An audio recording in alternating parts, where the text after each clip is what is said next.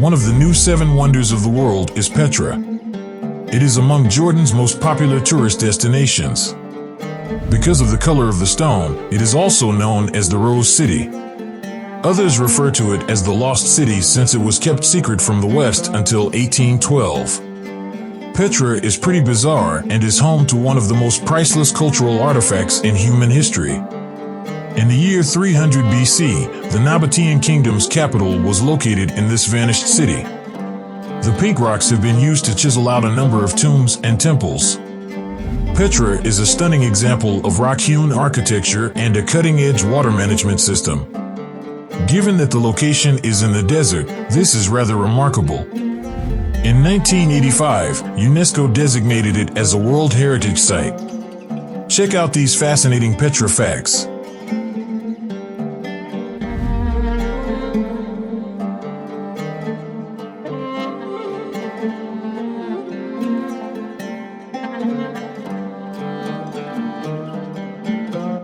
Ancient Arabs lived in Petra in the 2nd century.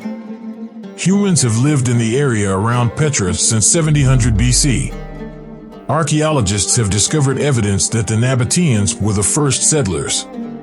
Their kingdom's capital was Petra up until the 4th century BC. These Arabs were nomads who took advantage of Petra's closeness to trade routes. They created a significant regional trading hub. The Nabateans made a large profit from the trading route, and the city grew to be their main source of income. This Arab tribe inhabited mountainous and desert terrain. They could hide from their enemies thanks to their excellent placement. The Nabateans were masters of agriculture, stone sculpting, and water harvesting. Al-Khazna is among Petra's most renowned buildings. More than 20,000 people may be accommodated in the stone structure. In 106 AD, Romans were in charge. Throughout the majority of the 1st century BC, the Nabatean kingdom was a member state of the Roman Empire. The kingdom ceded its independence to the Roman Empire in 106 AD. Nabatea was conquered by the Romans, who called it Arabia Petrea. Due to the introduction of new commercial channels via the sea, this caused a decline in trade in the city. In the year 363, an earthquake completely devastated the city. Several buildings were demolished. The following Byzantine era saw the construction of various Christian churches. Unfortunately, Petra's situation did not get any better.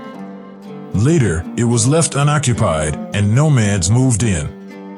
By the year 1812, Johann Ludwig Burckhardt had rediscovered Petra.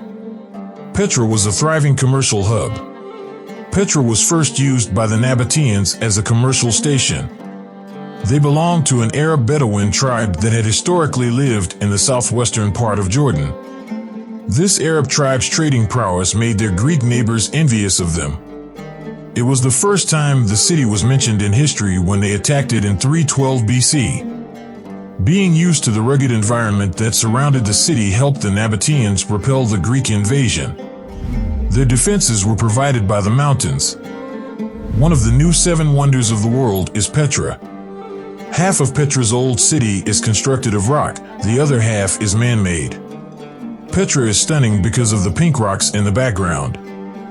Due to its outstanding natural beauty, it was named a UNESCO World Heritage Site and one of the new 7 wonders of the world. It is a location that gives an exceptional universal value, according to UNESCO. This was due to the very inventive and creative nature of city people, as evidenced by the building and plumbing. The Nabateans had plenty of food and water despite being in the middle of a desert. Petra means rock.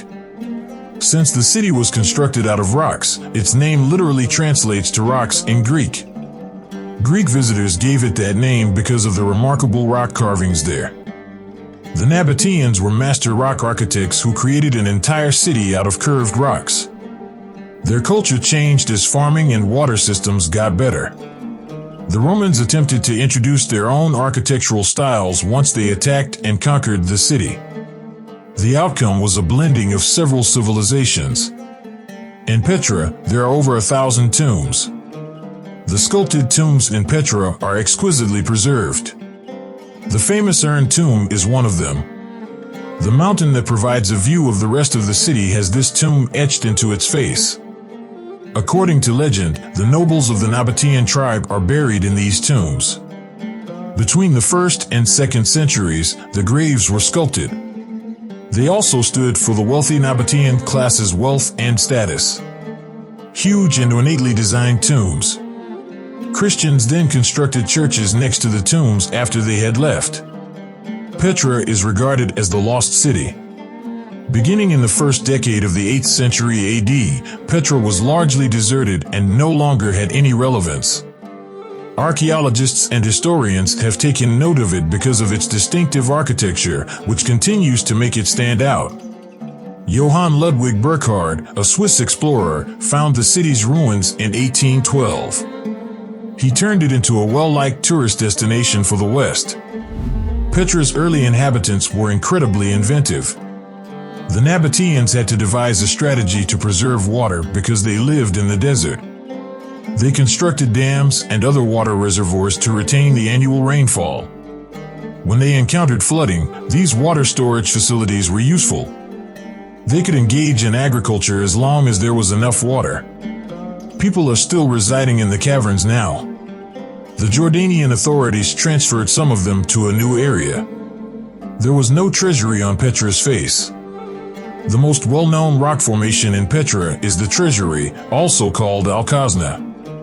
Due of its complexity, this was the old city's face. The building is so well known that many people thought Petra itself was it. Additionally, the building is a mausoleum for the Nabatean king Aretas rather than a treasury. It is Petra's most often captured location. An earthquake and flash floods decimated the city of Petra. In the year 363, an earthquake largely devastated Petra's structures. As a result, the city's reputation and economy declined. Floodwater was another catastrophe that wiped out the city.